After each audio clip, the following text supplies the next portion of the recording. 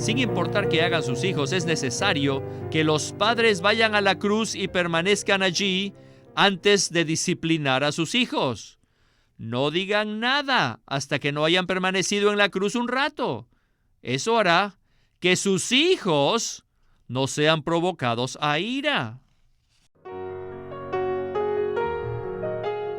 Bienvenidos al Estudio Vida de la Biblia, un estudio para obtener más revelación de las Santas Escrituras que se centra en la experiencia que los creyentes tienen de la vida divina en Cristo por medio del Espíritu Santo.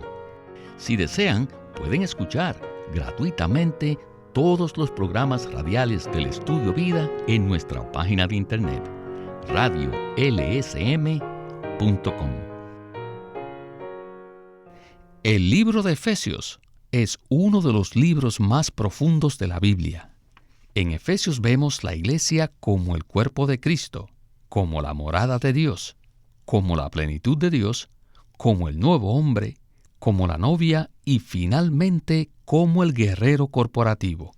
No hay otro libro de la Biblia que nos presente un entendimiento tan profundo acerca de la iglesia como el libro de Efesios. Y la iglesia es algo crucial y central en la economía de Dios. Lo que Pablo escribe en Efesios es muy profundo. Mientras escribía este libro, él expuso unos conceptos tan profundos que son los elementos y factores básicos de cada capítulo. Cada vez que leamos Efesios, debemos tratar de identificar cuáles son estos elementos y factores, ya que son los componentes mismos del libro. Por tal razón, hoy haremos un resumen para identificar estos elementos y factores básicos de Efesios. El mensaje de hoy se titula Un resumen de la exhortación presentada en el capítulo 5. Y con nosotros, Eric Romero, para darnos los comentarios. Bienvenido, Eric. Gracias. Es un privilegio poder estar aquí. El libro de Efesios nos revela qué es la iglesia, por lo menos en 7 aspectos. Y cada uno de estos aspectos es maravilloso. Eric, ya en la introducción mencioné algunos de los aspectos de la iglesia, los cuales serán repasados en el programa de hoy como una especie de resumen, antes de que entremos al capítulo 6 de Efesios. Entonces, ¿podría usted hablarnos acerca de los capítulos 4 y 5 antes de entrar en el primer segmento? Sí, como usted dijo, Víctor, la iglesia tiene más de un aspecto. Por ejemplo, en el capítulo 4 se menciona el nuevo hombre dentro del contexto de la manera en que la iglesia debe vivir. La iglesia debe vivir como el nuevo hombre, conforme a la verdad y por medio de la gracia de Dios. Por tanto, podemos decir que los 2 elementos principales en el capítulo 4 son la gracia y la verdad. En el capítulo 5 vemos otro aspecto de la iglesia, el cual es la novia de Cristo. Y como novia de Cristo, la iglesia debe vivir en amor y en la luz. Estos son los factores principales y los elementos básicos de la iglesia presentados en Efesios 4 y 5. Bien, quisiera leer ahora la frase que da conclusión a una serie de versículos que ya hemos usado varias veces en este estudio Vida de Efesios. Después que Pablo da un largo discurso acerca de la relación entre marido y mujer, finaliza con una frase maravillosa, y esta se encuentra en Efesios 5:32. Dice así: Grande es este misterio, mas yo digo esto respecto de Cristo y la Iglesia. Entremos ya al primer segmento con Witness Lee. Adelante. Chapter 5 deals with the church as the bride. El capítulo 5 habla acerca de la iglesia como la novia. For the church to be the new man. Para que la iglesia sea el nuevo hombre, The church needs the truth and grace. necesita la verdad y la gracia. But for the church to be Pero para que la iglesia sea la novia, necesita algo más fino, más profundo, algo más íntimo. Por eso es que el amor y la luz están aquí. El amor y la luz no son necesarios para que la iglesia sea el nuevo hombre, pero sí es necesario para que la iglesia sea la novia. La iglesia como novia requiere que tenga un vivir en amor y luz, y esto se comprueba por medio de nuestra propia experiencia en la vida matrimonial. Si los cónyuges vivieran únicamente por la gracia y conforme a la verdad, eso sería terrible.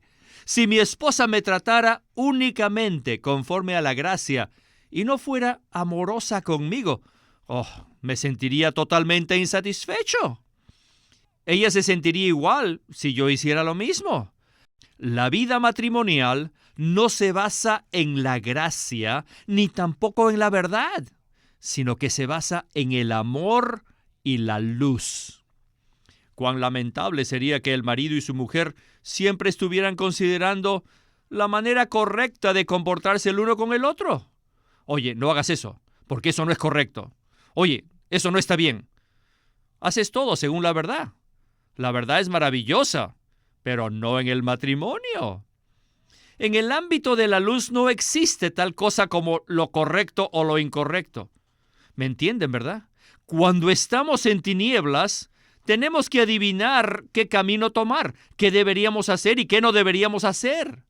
Pero cuando estamos bajo la luz, no tenemos necesidad de adivinar, ni de discernir, ni buscar a tientas.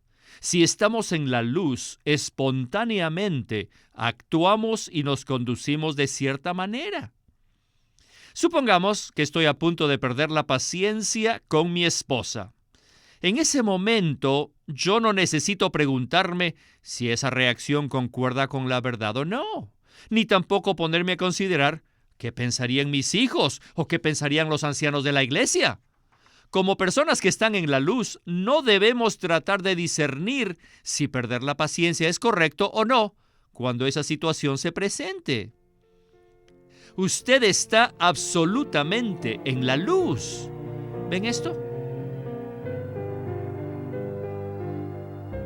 Queridos radioescuchas, es muy crucial que veamos la importancia del amor en la analogía acerca del marido y la mujer, tal como se describe en Efesios 5. Por lo cual, Eric, ¿podría usted comentar algo más acerca del segmento anterior? Es bastante fácil determinar que en un matrimonio se necesita amor entre el marido y su esposa. Pero se necesita tener mucha profundidad para conocer que el matrimonio debe permanecer también bajo la luz, a fin de que los cónyuges puedan vivir juntos. Si el matrimonio vive conforme a la verdad, solo se estarían rigiendo por el concepto de lo correcto y lo incorrecto. Trataríamos de comportarnos de manera correcta y nos esforzaríamos por actuar bien en todo lo que hagamos. Entonces, ¿qué clase de relación tendríamos con nuestra esposa? Ciertamente no sería una relación normal. Más bien, necesitamos tener una vida matrimonial apropiada en el ámbito de la luz. Este es un ámbito muy elevado en el cual no tenemos necesidad de preguntar qué es lo correcto o lo incorrecto, o qué está de acuerdo con la verdad o no. Al permanecer bajo la luz de Cristo, sabemos exactamente en dónde estamos porque podemos ver claramente. De esa manera sabremos qué hacer o qué decir sin necesidad de preocuparnos si es correcto o incorrecto. En otras palabras, esto es un asunto de la luz, lo cual es contrario a las tinieblas. Regresemos ahora al capítulo 4 de Efesios, antes de entrar al capítulo 6 en el segmento final. En Efesios 4 vemos cómo la iglesia debe vivir como el nuevo hombre. Dice así Efesios 4:13: hasta que todos lleguemos a la unidad de la fe y del pleno conocimiento del Hijo de Dios, a un hombre de plena madurez, a la medida de la estatura de la plenitud de Cristo. Regresemos de nuevo con Witness Lee. The church has become a full-grown man in chapter 4, right? En el capítulo 4, la iglesia ha llegado a ser un hombre de plena madurez, ¿verdad? And we have to know to fulfill God's eternal Ahora purpose, necesitamos saber there's a need que para poder cumplir el propósito eterno de Dios, se necesita que exista tal hombre universal. En este aspecto, el nuevo hombre es el punto más elevado de lo que es la iglesia. Comienza con la asamblea, después la familia, el reino, el cuerpo, y alcanza su cumbre en el nuevo hombre. Cuando la iglesia llega a ser un hombre de plena madurez y puede cumplir el propósito eterno de Dios, entonces el hombre es para edificar, y con esto el cuadro está completo. Pero Cristo aún tiene el deseo o el anhelo que necesita ser satisfecho.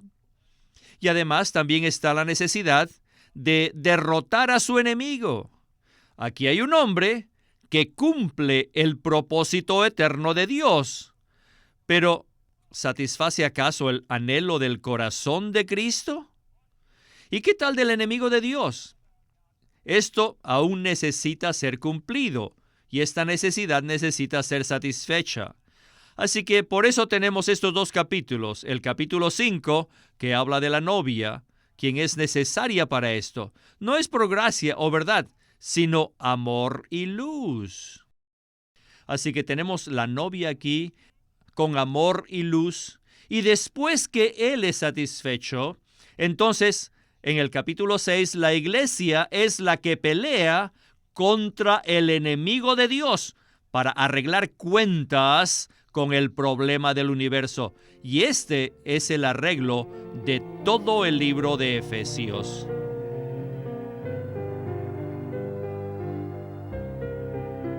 Eric, en la progresión que hemos visto, pareciera que, puesto que el nuevo hombre es el aspecto más elevado de la iglesia, ya no hay necesidad de nada más.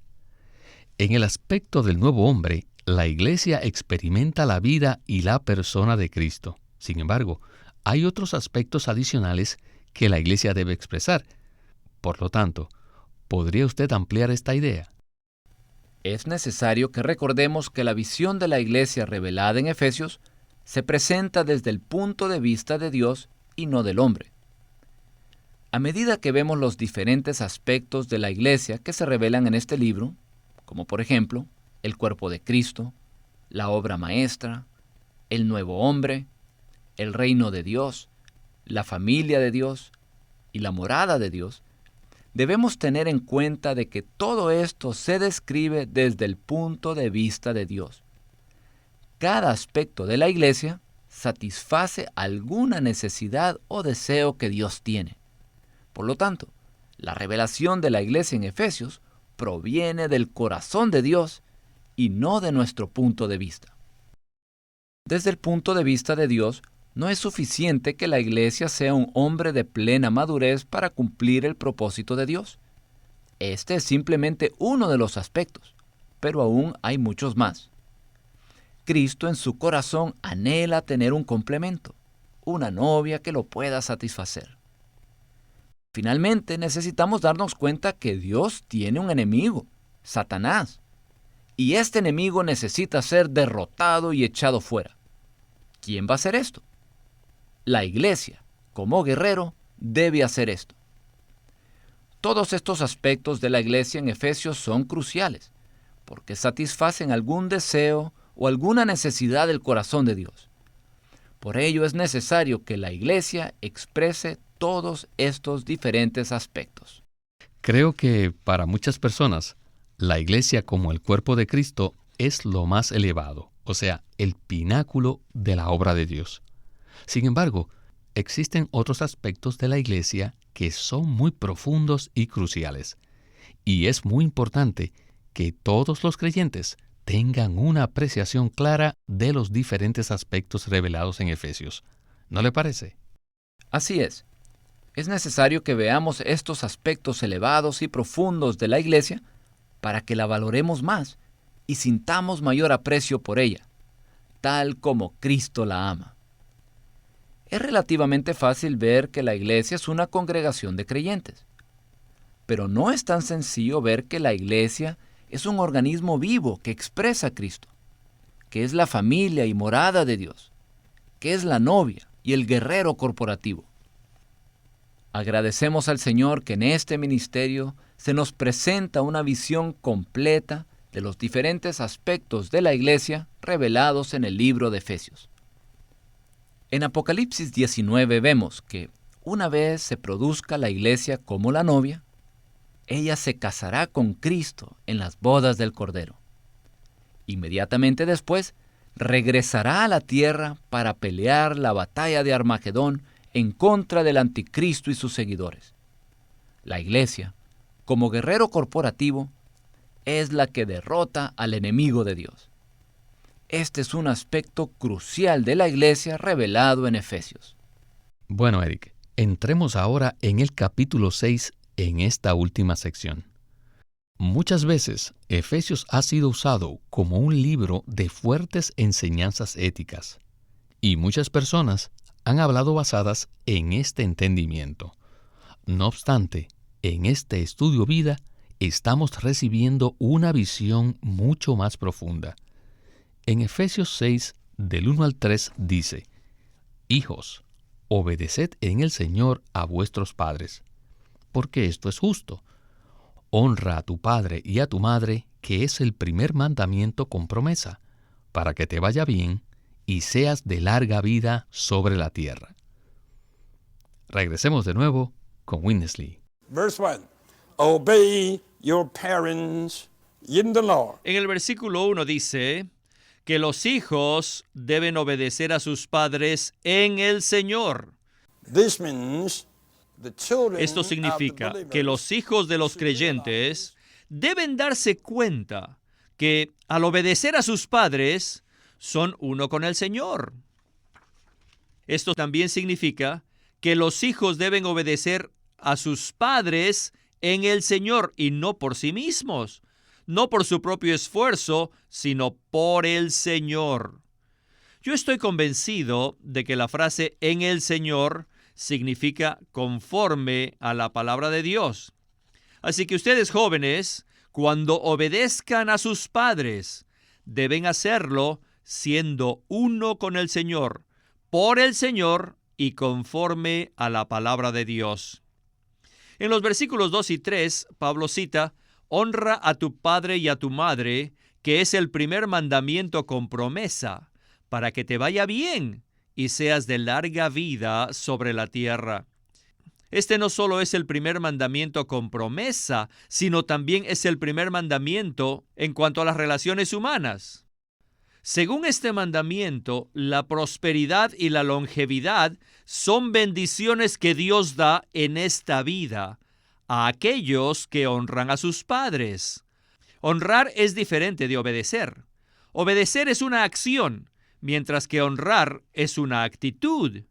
Un hijo puede obedecer a sus padres sin honrarlos. Para honrar a sus padres, los hijos deben tener cierta actitud, cierto espíritu.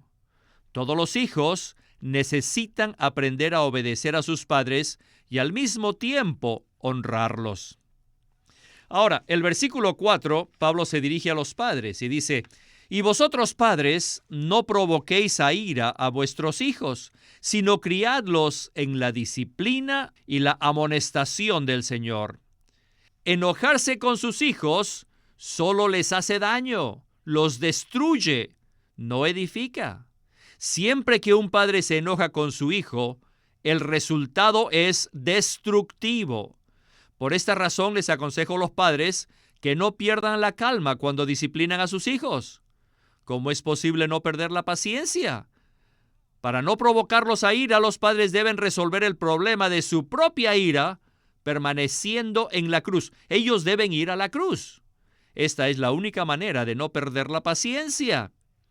Al lidiar con las faltas de sus hijos o la mala conducta de sus hijos, los padres tienen que primero ir a la cruz ellos mismos y permanecer allí.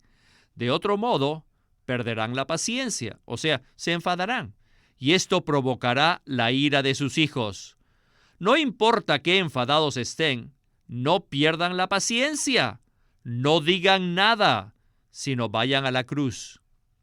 Sin importar qué hagan sus hijos, es necesario que los padres vayan a la cruz y permanezcan allí antes de disciplinar a sus hijos.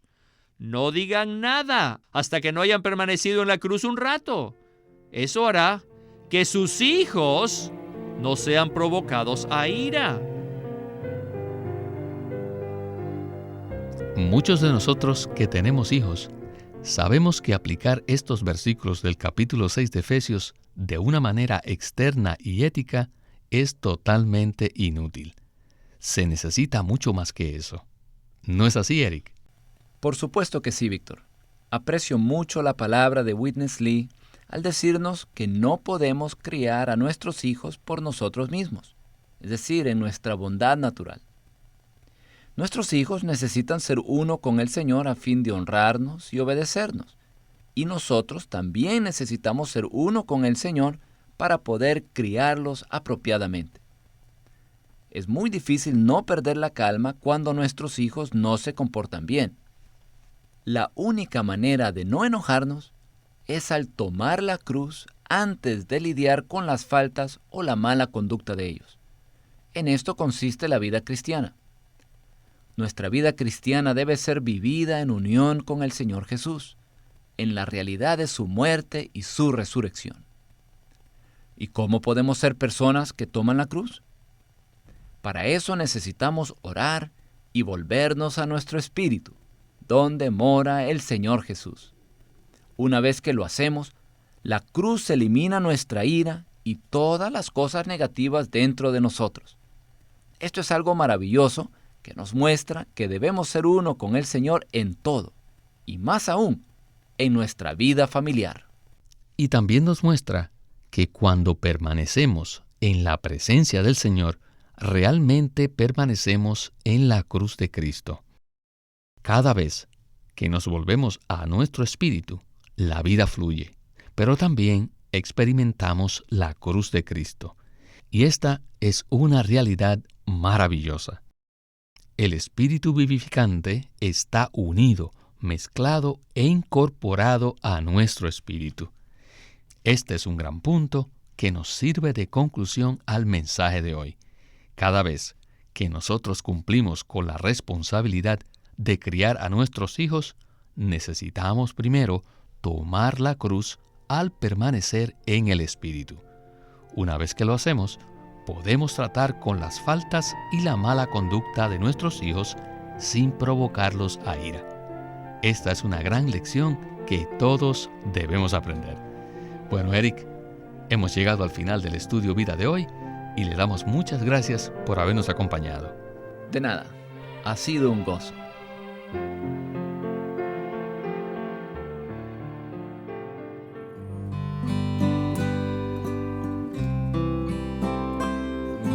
Los vencedores que Dios busca, escrito por Watchman Nee. Este libro habla de los creyentes que están dispuestos a triunfar en toda circunstancia en medio de la degradación espiritual, a fin de seguir al Cordero a donde quiera que vaya.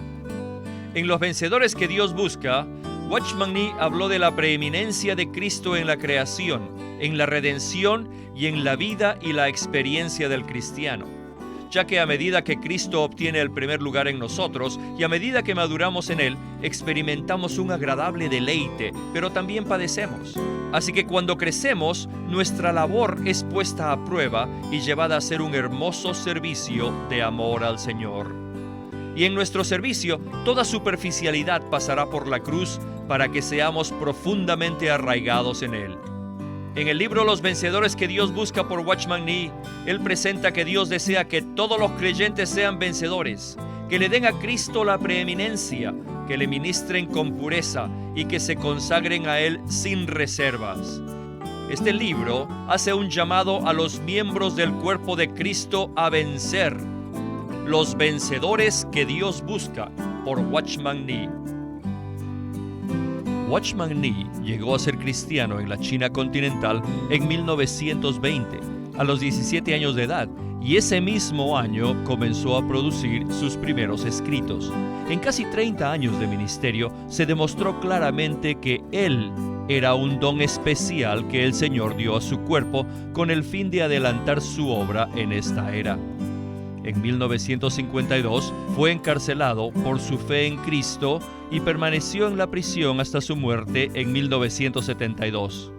Sus palabras, sus escritos, continúan siendo una rica fuente de revelación y provisión espiritual para el pueblo cristiano de todo el mundo. Witness Lee nació en 1905 y fue criado en una familia cristiana. A la edad de 19 años fue completamente capturado para Cristo, a quien se entregó incondicionalmente para predicar el Evangelio el resto de su vida. Al comienzo de su servicio al Señor, conoció a Watchman Nee, quien ya era reconocido predicador, maestro y escritor, y con él sirvió en la casa publicadora llamada Librería Evangélica de Shanghai. En 1962, el hermano Lee recibió la carga de ir al occidente y fue y se estableció en California. En 1965, el hermano Lee estableció el Living Stream Ministry, una corporación sin fines de lucro en Anaheim que oficialmente representa el ministerio de Watchman Nee como el de sí mismo. Este ministerio enfatiza la experiencia de Cristo como vida y la unidad práctica de los creyentes. Este énfasis llevó a las iglesias bajo su cuidado a que crezcan en la vida cristiana y su función en el cuerpo de Cristo. Él tenía la convicción de que la meta de Dios no es tener solo grupos o fraternalismos cristianos, sino el cuerpo de Cristo. Con el tiempo, los creyentes se reunieron simplemente como las iglesias en su localidad, como respuesta a esta convicción. En los últimos años, muchas iglesias con esta visión se han levantado en Rusia y en muchos países de Europa Oriental. Queremos animarlos a que visiten nuestra página de internet, libroslsm.com. Allí encontrarán los libros impresos del ministerio de Watchman Nee y Witness Lee, la Santa Biblia versión recobro con sus notas explicativas, y también encontrarán folletos, himnos, varias publicaciones periódicas y libros en formato electrónico. Por favor, visite nuestra página de internet, libroslsm.com. Una vez más, libroslsm.com. O llámenos a nuestro teléfono gratuito 1-800-810-1149. 1-800-810-1149. Además, si desean, pueden comunicarse con nosotros enviándonos un correo electrónico a estudiovida@lsm.org. Una vez más, estudiovida@lsm.org.